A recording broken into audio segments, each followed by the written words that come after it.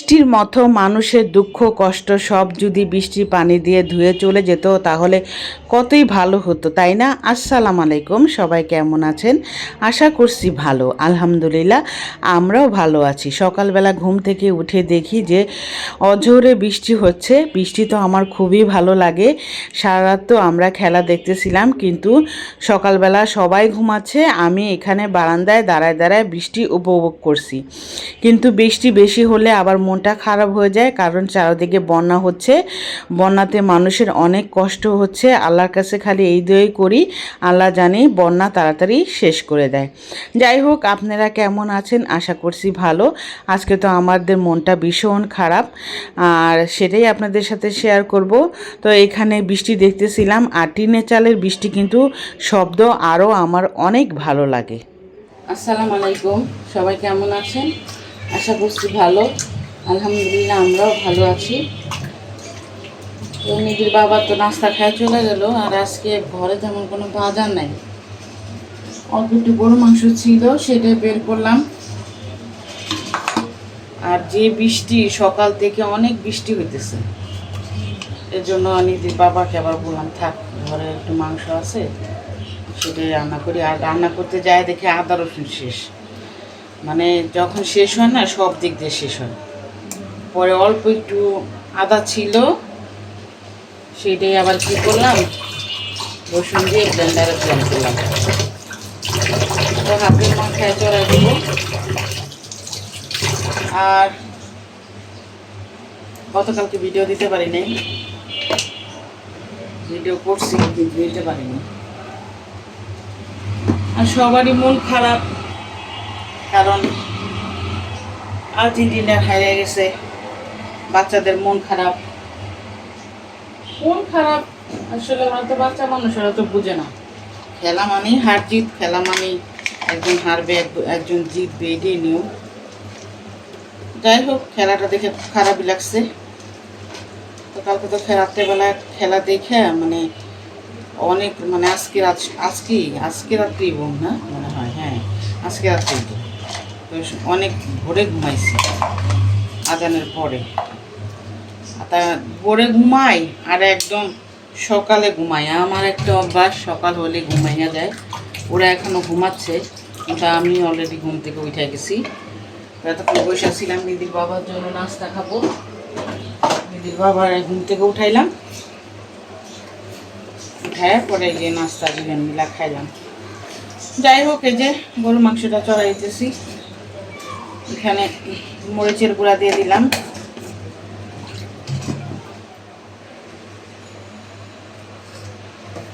মরিচের গুঁড়া দিয়ে দিলাম, দিয়ে দিব এখন হলুদের গুঁড়া। আর দারচিনি এলাচি দিয়ে দিছি আগেই, হলুদের গুঁড়া দিয়ে দিলাম। আর হলো ধনিয়ার গুঁড়া।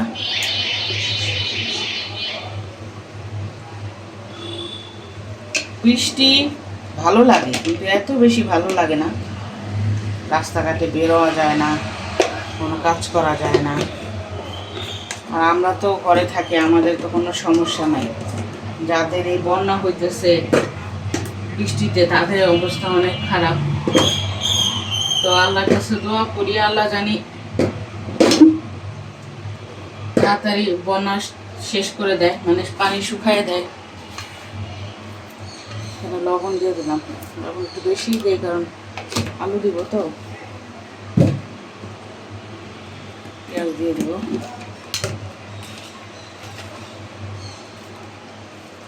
পেঁয়াজটা একটু বেশি করে আমি দিই গরু মাংসতে। পেঁয়াজ বেশি করে দিলে গ্রেভিটা ভালো হয়। এখানে আবার তেল দিয়ে দিব, তেল দিয়ে দিলাম। এখন এটা হাতে ভালোভাবে মাখবো, যত ভালোভাবে হাতে মাখা যায় ততই মাংসটা টেস্ট হবে। আর আমি এটা আলু দিয়ে রান্না করব। আমার ঘরে না মাংস আলু দিয়ে খায়, আলুটা ওরা পছন্দ করে। বিশেষ করে গরু মাংস বলেন, মুরগি বলেন, তারপরে হইল গিয়া মাছ বলেন, আমার ঘরে ওদের জন্য না ভুনা খাইতে পারি না। যাই হোক, আমার বাচ্চারা যেটা পছন্দ করে আমি সেটাই করার চেষ্টা করি। ওরা যেহেতু খায় না, আমরাও খাই না, এভাবেই রান্না করি। তো নিজের তো পরীক্ষা শেষ, আজকে সে পরীক্ষা শেষ হয়ে গেছে কালকে, আজকে সে স্কুল যাবে না। কালকে রাত্রি বলে দিচ্ছে 2 দিন সে স্কুল যাবে না।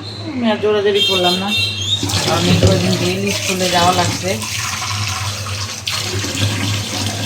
ওই যে হাতে মেখে নিলাম মাংসটা, এখন আমি পানি দিলাম, এখন আমি চুলা এটা মাংসটা চড়াই দিয়ে আসলাম। তো এখন আবার এখানে বসে বসে টিভি দেখতেছি, মেয়েরা তো ঘুমাইতেছে।